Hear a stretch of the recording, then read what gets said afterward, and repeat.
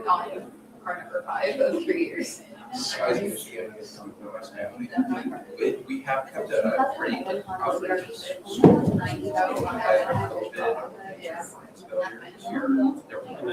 Well kicked, so no running water Christmas Day. Yeah. You drive that?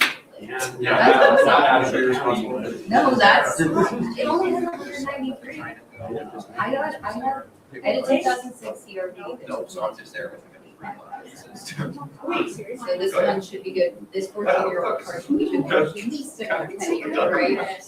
Yeah, that sounds. Wow, that sounds awesome. But I'm sure it's good to be with everyone.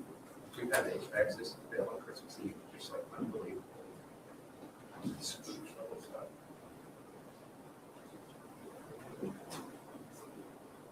Hopefully next year will be better. What happened to it?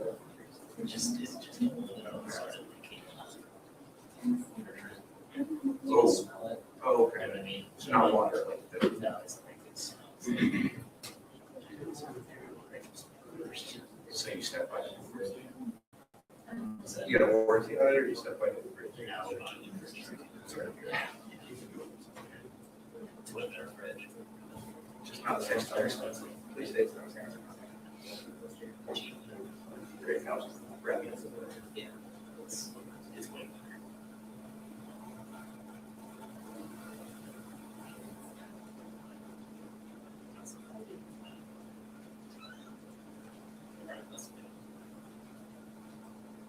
Did you do like our hand of the game, somebody stopped to wait for it, no one's ready for like just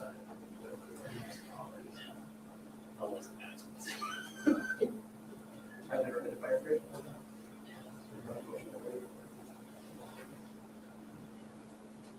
It's cheap.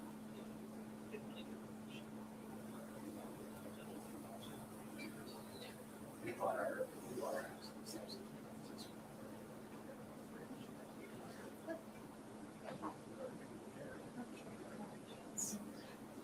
We did.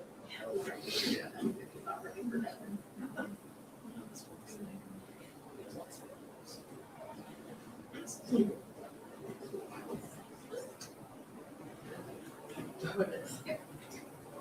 She cared about it.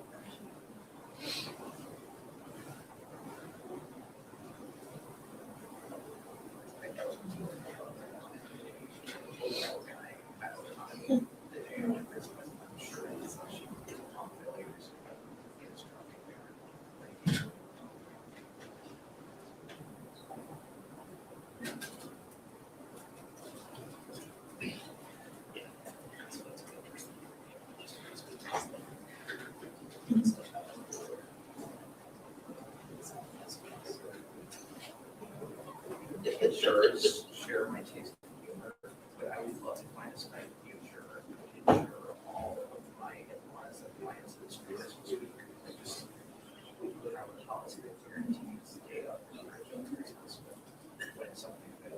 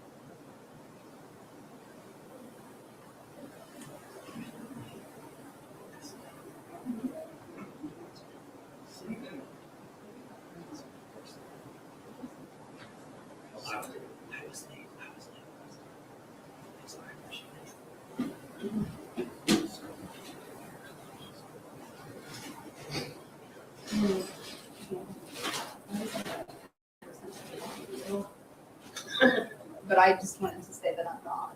I would have brought it to a I was expecting. No, I'm turning over a new leaf. It makes me sick. That's good. I'm gonna be one of the biggest ones. That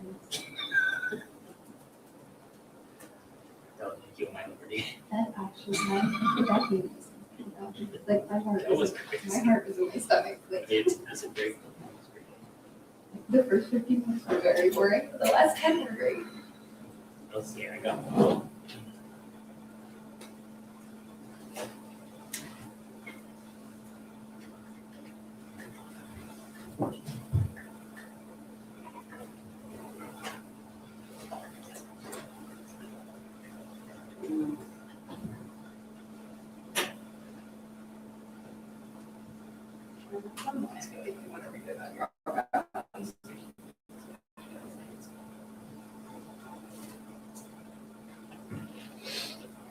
That's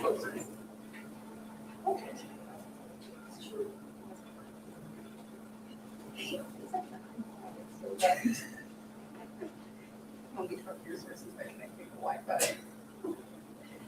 And whatever point it is.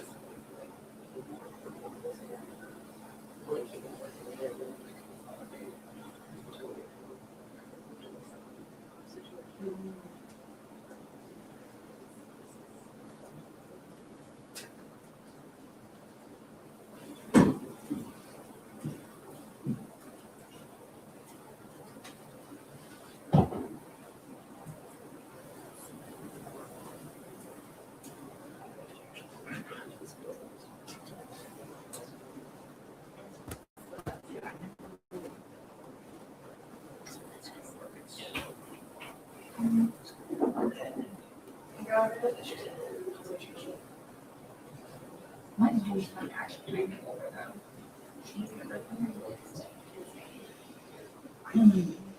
Yeah, 2020.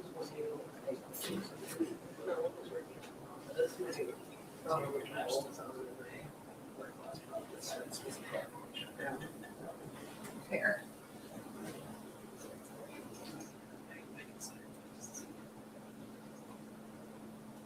Signal, I learned cool, very check that.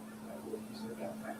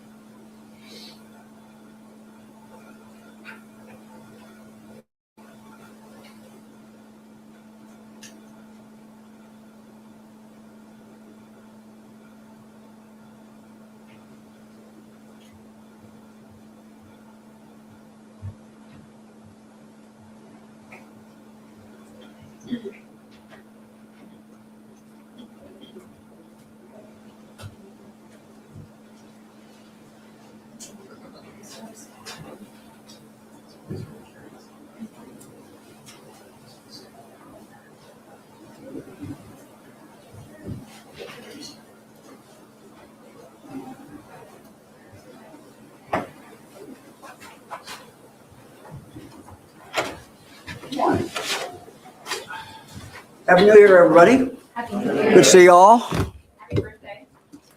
Ooh. We'll have a big celebration next year. Invite all. Have Fran's pie or cake or something. So, of course, I got to ask Fran that first. But good to see everybody. I'm joined today by Ken Wente, who heads up the Ohio Department of Children and Youth. There have been questions raised about publicly funded childcare, daycare here in the state of Ohio. I think it's important that we start with the essential facts to kind of lay the groundwork here. Number one, in the state of Ohio, we have 100,000 children whose childcare is being subsidized by the state of Ohio. On any one given day, approximately 100,000 children. Number two, because children move in and out of public supported childcare, in any given year, there's approximately 116,000 children who for all or part of the year were in publicly funded childcare. Number 3, there are almost 5,200 child care centers in Ohio that serve children, or some or all of the children they serve are supported through public funds. Again, so the universe is approximately 5,200 of those daycare centers. After the allegations about the situation in Minnesota, the Trump administration outlined 3 measures they expect all states to follow to ensure protection against fraud. The state of Ohio is already following all 3 of those. In addition, we are doing other things. And let me talk about that for a moment. Let me now outline some of the things that Ohio has been doing. Number 1, Ohio pays facilities based on attendance, not on enrollment. Attendance, not on enrollment. Paying only for the days that a child is, in fact, in childcare. Paying based on attendance only uses taxpayers' dollars when a child is actually physically at the child care facility, not just signed up. The Biden administration required all states to pay by enrollment by August 2026. We never switched. We never did that. We never switched to paying by enrollment. We have always paid by attendance. The Trump administration just today announced that states can continue to pay based upon attendance. Number 2, since the creation of our Department of Children and Youth, we have verified attendance by requiring a personal identification number, a PIN, along with a photo confirmation or a location-specific QR code. Director Wente will, in a moment, show you how that is done and explain that. Number 3, our department uses monthly cross-department data analytics to identify potential fraud, waste, and misuse of state funds. We complete risk-based, data-driven, and referral-initiated monitoring reviews on monthly data and case-specific concerns. Number 4, the department also conducts unannounced health and safety inspections and reviews family eligibility and financial management practices. In calendar year 2025, because of the Department of Children and Youth's annual unannounced visits, we closed 38 child care centers in Ohio, and our attempts to close 2 more are still going through administrative hearings. In total, last year, the Department of Children and Youth conducted over 10,000 unannounced visits at child care centers over the state of Ohio. Now, if you look at the monitor, further, the department encourages the public to send in tips on potential fraud. Since the creation of the Department of Children and Youth, we have had a toll-free hotline in place and a dedicated fraud reporting email address. We put into place an additional report fraud tool on the front page of the department's website to increase public transparency and help the public send in emails about potential fraud. Now, as you know, in the afternoon of December 31st, this past year, a few days ago, at about 3 o'clock, I issued a statement about child care in the state of Ohio. Prior to that statement, the Department of Children and Youth had received 124 tips from the public in 2025. 124 tips we had received from the public in 2025. Now, of those tips, 61 have resulted in daycare centers being required to pay back overpayments to the state. They have also resulted in the Department of Children and Youth closing 12 separate facilities. Further, they found that of that number, of that 124 tips, 30 of the daycare centers identified through the tips were actually operating in accordance with state and federal laws. 26, to complete the number, 26 are still in the final stages of review. Now, after my statement on the last day of December, which we included a link to the website where you can report fraud. As a result of that, we received that day an additional 26 tips that have now either been investigated or are in the process of being investigated. Now, in addition to receiving tips that are sent to us, we also are monitoring social media. And on social media, we see things that would indicate someone believes that there is fraud going on. Again, I want to clarify that these are on social media that we have pulled down. These are not cases where someone has sent us something, but we monitor social media. Here's an example of something we saw on social media that turned out not to be true regarding a child care facility in Columbus that was located on State 161. This address caused concern on social media because the Google Maps image of the address shows a tobacco shop and not a child care facility. After investigating the tip, the department determined that the Google Maps image was not current, rather was from 2022. Further, the facility did not open as a daycare center. They did open as a daycare center, but they didn't open until October 2025. And as of this point, by the way, none of the children there are receiving public assistance. But we do take these seriously, even if we find them just on social media, and we run those down. We know that there are concerned citizens trying to conduct their own fraud investigations. And those individuals are posting on social media that they can't get into child care facilities that they are visiting. There is a good reason why they are not getting into these facilities. To protect the children in these daycare centers, Ohio requires facilities to have safety and security plans in place. They have these plans in place so that an adult cannot just walk into a facility without an appointment or without a child to pick up or drop off. That is there to protect the children. If you aren't working there, or if you've not been cleared to volunteer, you can't be there.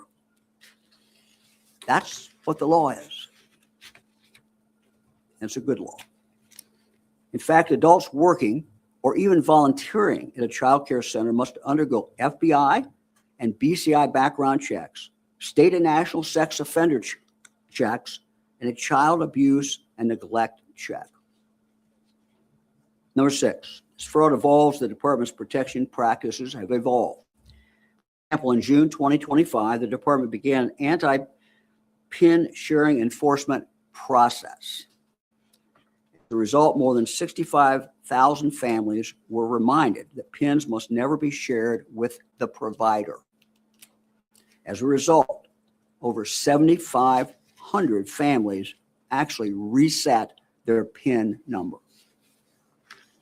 In November 2025, the Department of Children and Youth implemented payment category reforms. The department updated part-time hours, classifying them from 7 hours per week to 10 hours per week, and full-time hours from 25 hours per week to 33 hours per week to ensure the full needs of the family were met by one provider whenever possible.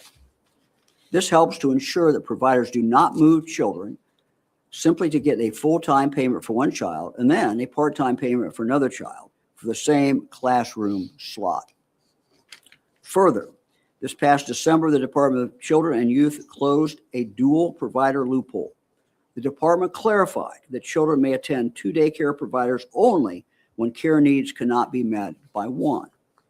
As a result, the department has reviewed 1,200 cases and ended more than 90 authorizations.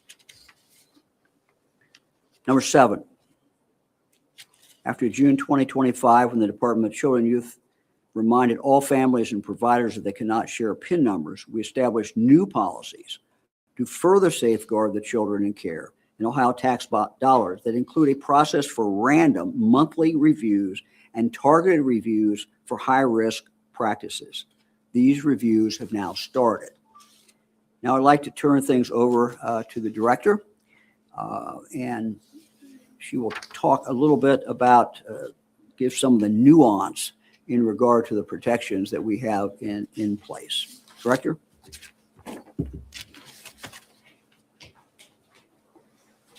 Thank you, Governor. So one of the topics that have been in the forefront is how do we safeguard to ensure children are actually in attendance? And as the governor highlighted, we have always paid on attendance, which means we pay for the hours a child's in care. If you were to take your child to one of our centers, you would likely see this tablet by the door. The tablet requires a parent, when they drop off and pick up, to enter their 10-digit telephone number. It's associated with them as an individual. Once they enter that 10-digit phone number, they'll see their name come up. They click on their name, and then they're able to say, I want to check my child in or out. Once they've done that, they then enter their 4-digit PIN. That personal identification number is required to be set the first time they log in, and they're required to safeguard it. As the governor said earlier, we wanted to ensure that all parents were reminded that that PIN has to be safeguarded and not shared, and that the provider should not have it. That's what we issued back in June. Once they issue that PIN, there's a picture taken to authenticate that the person signing them in is an adult that's known to the case. And then they submit it and they save it. To give a little bit more detail around this process, we do have a short video that will actually show you how it works on the tablet. Welcome to the introduction video for the KinderSign app. This video will show you how to check a child in and out of care on a tablet at your program's location. To begin, open the KinderSign app by tapping on the app icon. Enter in your phone number and press next. It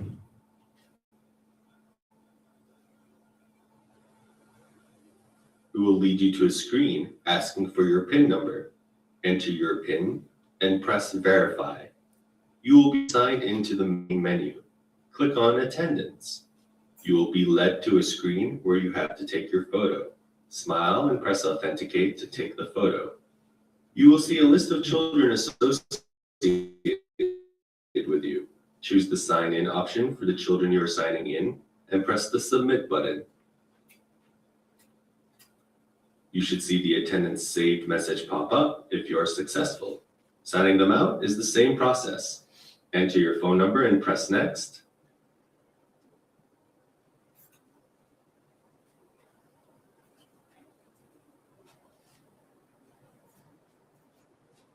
Enter your PIN number and press verify.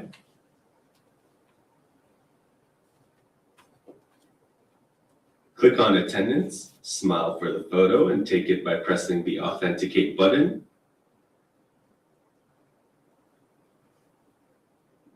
Then select the sign out option for the children you wish to sign out and press the submit button. You should see the attendance saved message appear if you are successful.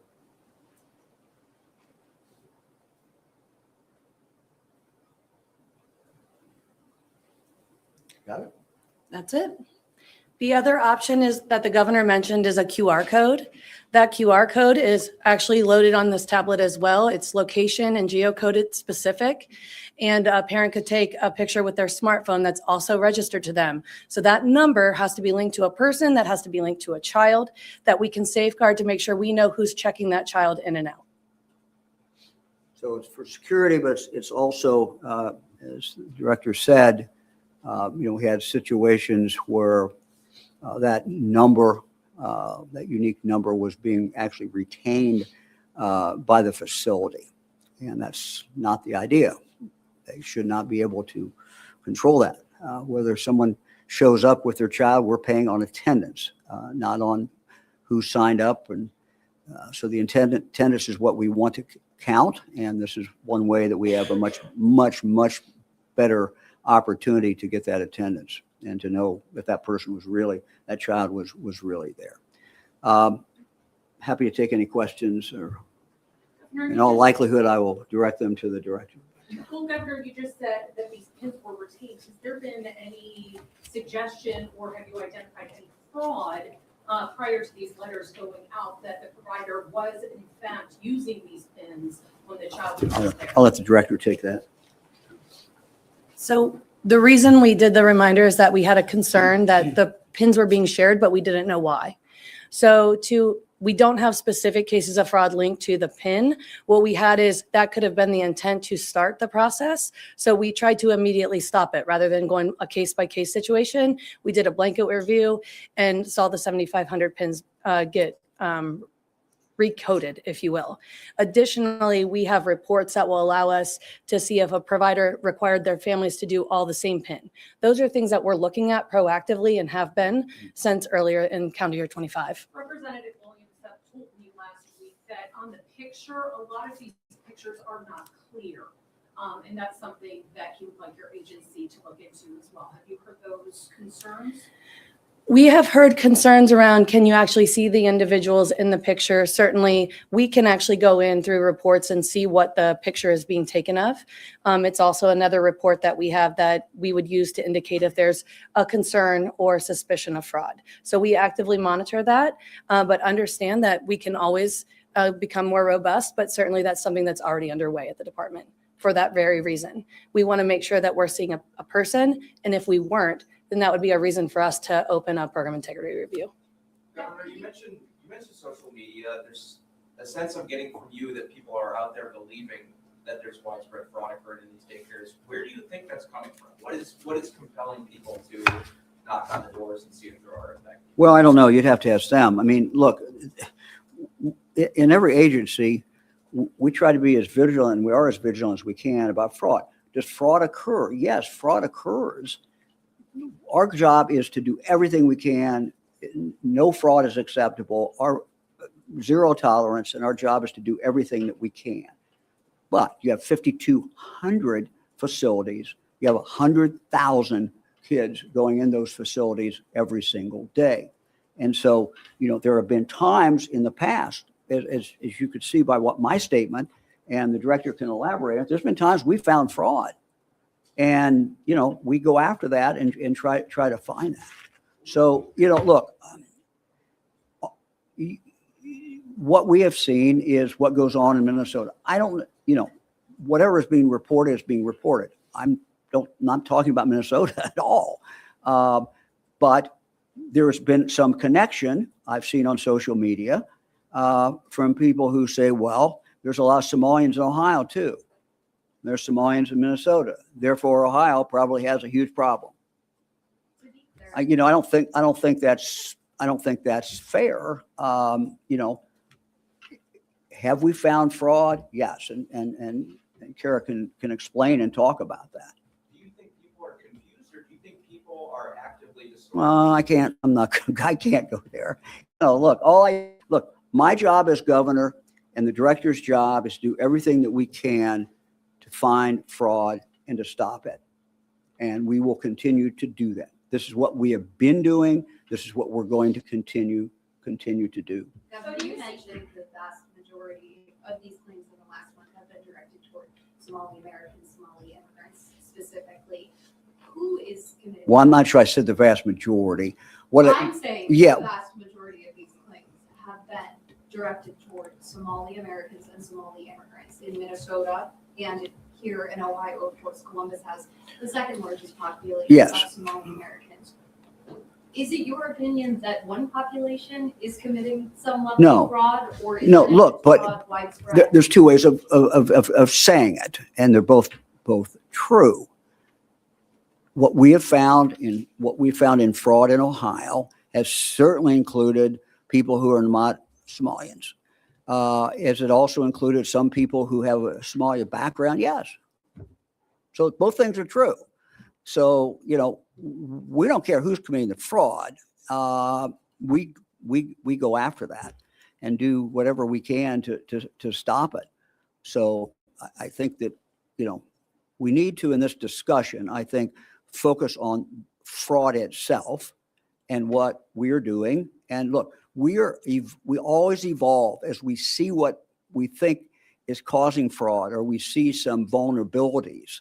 You know, the easiest example is the PIN example. There was no reason that many of the facilities had the PINs. Now, as Kara said, we can't say that they were committing fraud, but they had no business with those PINs anyway. And so going to do what you can to eliminate that. So it's always a constant process to continue to evolve, and we will continue to evolve as people continue to do things. But we need to look at this as not a Somalia problem. We need to look at this as a fraud problem. On the flip side, there have been daycares, that are run by Somali immigrants that have been targeted. Law enforcement in Columbus has been called multiple times to these daycares. Do you have broader safety concerns that these, concerned citizens are banging on one of the reasons daycares? we're doing this press conference is to try to get out to the general public what the facts are. And, the facts are that there's a reason that citizens who are going up and trying to video something and trying to see what's going on inside the doors aren't being allowed in. That we do 10,000 inspections a year, and we do more when we get more complaints, but the public needs to understand, if it's your child in there, you don't want a random person to be able to knock on that door and get in. They have to have a reason to get in. They have to be a parent to get in. They have to be a guardian. They have to be someone who's responsible for that child, or they have to be a volunteer who's already been cleared with all kinds of background things. So we're careful with our kids in Ohio. And I think people should expect us to be, and should demand that we do that. So there shouldn't be a shock when you see something on social media and someone is going, I can't get into this place. No one will let me in. Well, hell no. No one should let them in. Should let them in. It's also, I think, also this press conference to say, look, fraud does occur. And if we think fraud doesn't occur, we're wrong. It does occur. And our job is to do everything that we can and constantly look for new ways to stop fraud. And we welcome, let me say it very clearly, you can see we've always welcomed tips. And doesn't mean every tip plays out, but if somebody feels, hey, there's something wrong going on in that place, there's some fraud going on, we want their tips. We've always wanted their tips. We appreciate the fact that after we put our release out at 3:00 on December 31st, we got a bunch of tips coming in. Now, we haven't run them all out. We can't tell you yet whether they play out, but we welcome those. So we want the public's involvement. But going to a daycare center, whether it's run by Somalians or whoever it's run, you're not going to expect to get in unless you got a reason to get in. Governor, do you see this as clearly? We'll go to you next. Clearly, nobody wants fraud to be occurring, but do you see the rhetoric going on right now? Do you see these claims as being from anti-Somali sentiment? Well, look,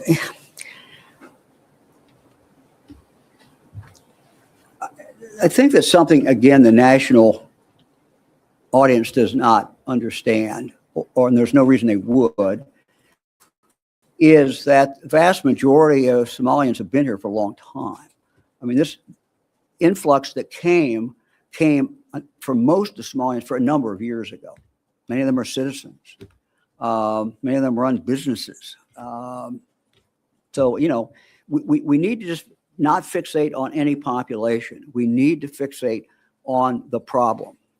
We need to fixate on the fraud. We need to focus on what we can do collectively, all of us together, to stop fraud in Ohio or stop fraud in any other state. That's what we need to do. President Trump has frozen child care funds because of the investigation in Minnesota. You said that we're meeting all of their requirements. Have you received any guidance about release of those funds or whether the administration believes you meet those terms? So I'm going to ask the director to, she's had an exchange with the Trump administration. I want her to read the response, and we're not there yet, but I'm going to have her explain exactly what she did and where we are. So in the evening of December 31st, we outlined much of what the governor already outlined as the work we were doing to safeguard taxpayer dollars. We shared that with our partners at the Administration for Children and Families, told them that we were doing our due diligence and constantly evolving and looking for new ways to expand and improve. In that evening, we got an email back that they said, "Thank you for providing this information. We appreciate your diligence in safeguarding taxpayer dollars." So yes, we have been in communication. We've shared our information from a high-ranking official at the Administration for Children and Families. Just a follow-up, do we have enough money to keep paying for this right now? Or is there any concern about not getting additional funds? Certainly, we know that we need the federal funds to maintain our program as is. We are going to work closely with our federal partners to ensure they have the information from us that they need to feel confident. We know that we are moving on every measure that they have already outlined and shared that information. But yes, we will need federal funds to maintain our program as is ongoing. But this is not a situation where today there's no money. That's correct. This is a situation where, you know, we feel confident, that we are providing them the information, and we'll provide them any other information to validate what we are doing. So we do not anticipate, certainly don't at this point, anticipate a problem with that. How many days do we have here before the funding runs out? Yeah, assuming no additional funds would come in. If we do not receive funds over the next 8 to 10 weeks, that would be problematic for our system as it is today. We have funding. So 8 weeks from now. Right, yep. 8 That's to 10 correct. weeks from now. Have you gotten any communication from the Trump administration as to when they plan on clearing states for? No, I think the answer is no, unless you That's have correct. something different. Yeah. We have not received that yet. Governor, the last time I remember you really calling a very public fact check in this way was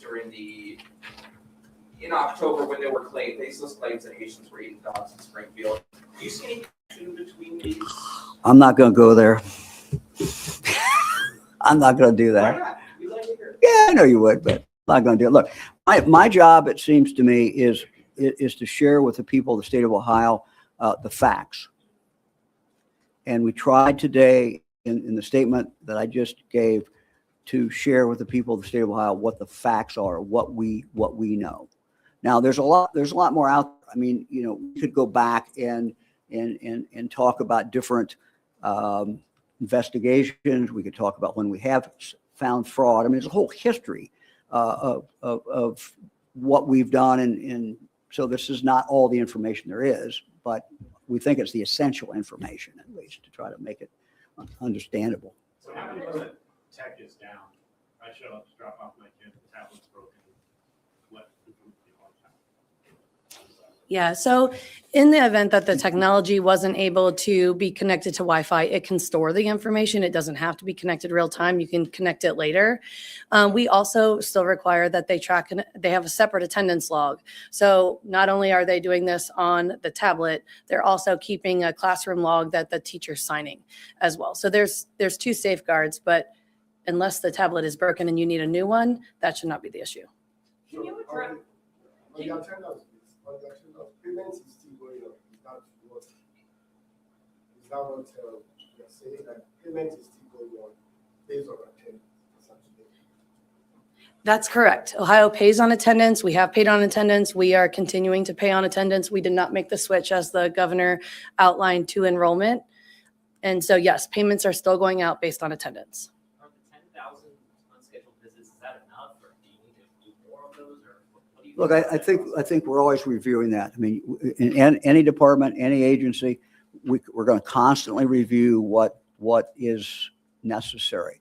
I guess if that was the only thing we were doing, it's one thing, but we're doing a number of different things. But certainly, unannounced visits, no matter whether you're talking about nursing homes or whether you're talking about childcare, always important. And so we will continue to review what we think is necessary to make sure that kids are in a good environment, but also at the same time check for any fraud that we might pick up during that visit. Again, I'll say this again. We ask the public to give us tips. If they have tips, we will act on those tips. And in the past, some tips, I gave you the statistics for last year, some tips we find play out and there's a problem and we take action. Other cases, they don't play out and there's not a problem. What kind of fraud is the most common? What do you do about it? We've shut down what? Well, 30 I would say, let me, we're paying by the person. So the most common fraud, I would think, Kara can correct me, director can correct me, would be somehow manipulating the numbers. That's correct. So it would be, if you don't have proper documentation, you've requested payment for children that we don't have attendance records for, and you have that where we've provided technical assistance and you're continuing to do that, that's going to be the most common where we see that there's an intent. A lot around, when we have a conversation around fraud, it gets very convoluted very quickly because there's a misuse and then there's fraud. And so we often see it in our space of attendance and attendance tracking, and that's where we focus a lot of our attention to try to safeguard. Can you discuss the 61 over facilities with the overpayments last year? How did those overpayments happen and how much an overpayment was there? So in those 61 overpayments, it was just over $2 million that was required to be collected back. Total. Oftentimes, when we see an overpayment like that, if we don't close the program, it's because it wasn't, and we don't feel it was intentional. It was, they didn't have proper paperwork. They didn't have proper documentation with technical assistance. They took the necessary actions to ensure that they were following the rules once they were told. So those overpayments still get collected because any dollar that went out incorrectly, we would continue to go after, even if we felt like their process now going forward was okay. So that's where that $2 million came from.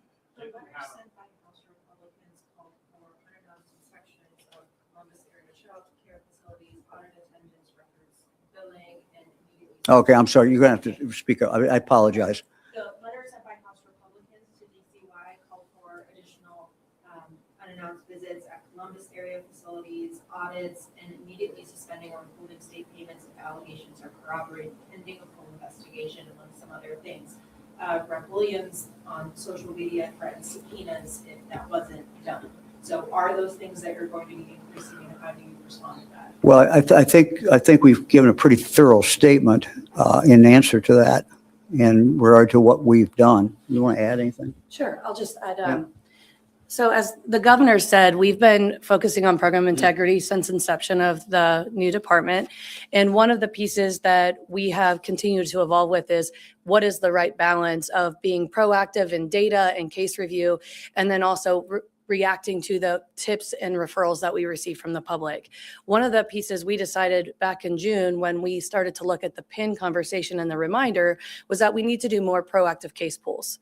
So in 2026, we've already started our plan, which was to do a randomized sample of 400 cases, which is high confidence, statistically valid for our number of providers, but it's statewide. So we already had planned to do more unannounced visits, more program integrity reviews prior to that letter, and we'll continue to do the work that we had planned to do. Those providers have been selected. They know that we're going to be on site to collect documentation. We have that work was planned and has already started to be executed. So I have spoke to Representative Williams, and right after he sent the letter, explained that much of what we were doing was already underway. He understood that. It was a great conversation. Additionally, our teams have been reaching out to representatives and members of the General Assembly to make sure they know.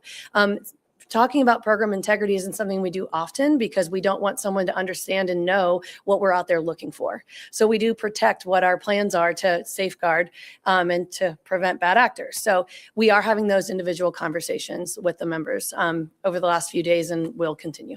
Given how Ohio was used, TANF money to pay for childcare, does this funding interruption pose any problems elsewhere in the budget? Do you have to rely on that money more? It should not. It should not. Again, we have about 8 weeks. We have every confidence this will get resolved, and the federal government will be satisfied with what we're doing. So, yeah. Representative Williams also suggested that a stoppage in public funds, including state funds, with a quote unquote suspicion of fraud, just probable cause. Does that violate due process at all? I'm sorry, They sir, have say to that again. prove that public funding would stop with the suspicion of fraud. Does that violate due process at all? He said they have to prove they're not committing fraud. Well, look, I'm not going to get into that. I think the only thing I would say is that we are doing it, we think, the proper way. We think we're doing it in a way that protects the taxpayers of Ohio, at the same time allows a process to take place. And part of the process is built into the law. And sometimes we would like to hurry the process up. As I think I said, we have several cases that are actually now under review. And we have one case that is in the Court of Appeals at this point. So these centers, some of them are pretty aggressive about following their constitutional rights, and we let courts deal with that. But we're not bypassing any constitutional rights of anybody. So. Governor, the daycare centers have obviously dominated the conversation lately, but there have also been claims on social media about Medicaid.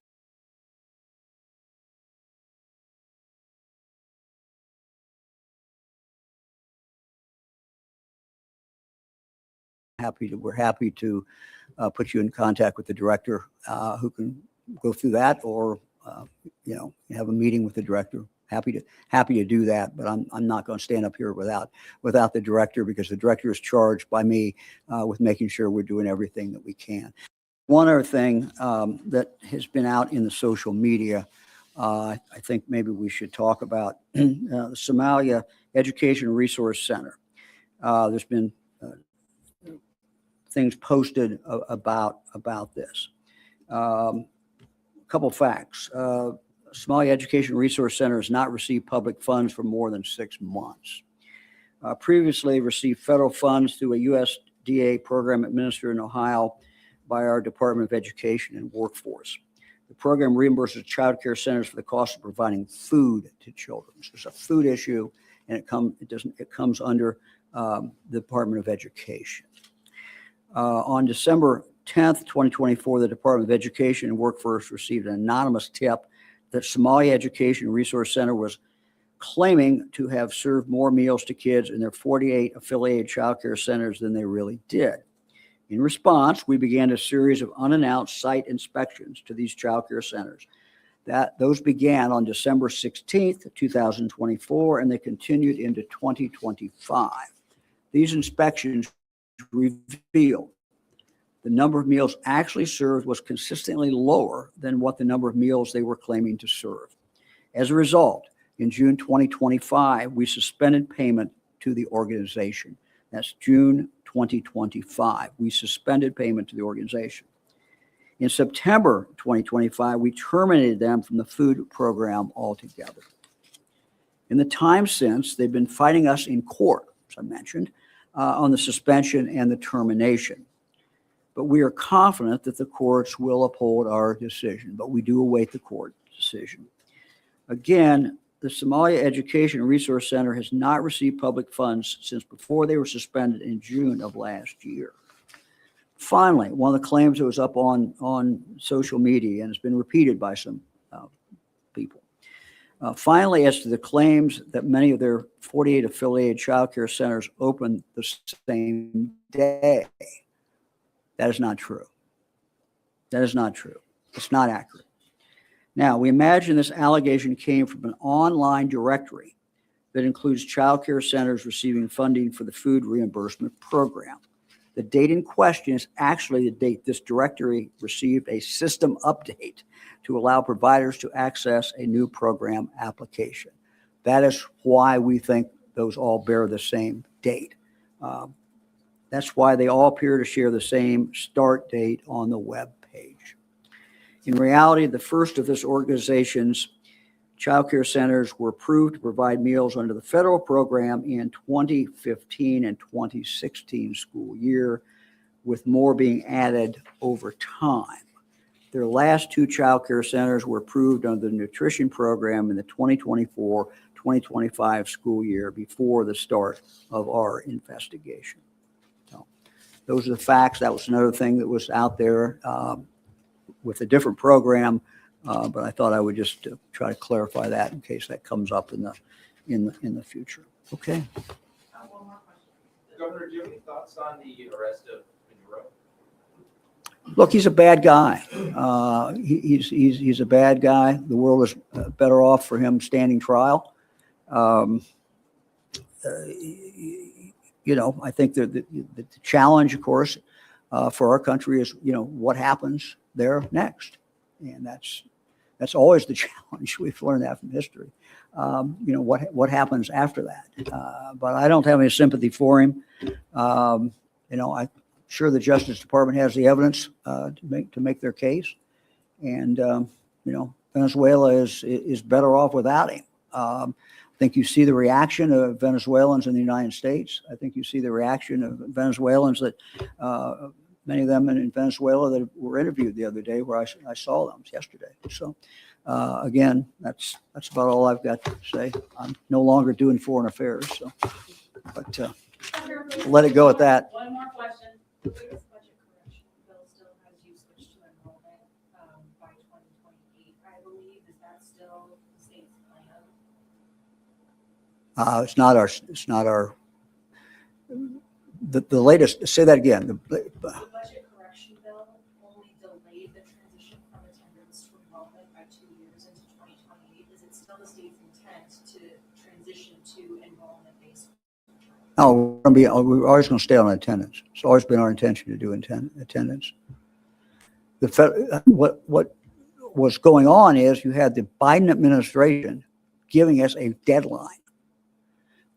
We did not, because we hadn't hit the deadline, we withheld that. We hold back. We said, no, we don't want to do that. And you know, we never got to the deadline until the Trump administration came in. They changed it, you know, to just today. You know, that's something we certainly wanted them to do. So those facts have changed. But what we wanted and what we intended, you know, that has not changed. We know one is better than the other. We know one is more accurate. We know one will save taxpayers dollars. Thanks, everybody. Happy birthday. Thank you. Yeah.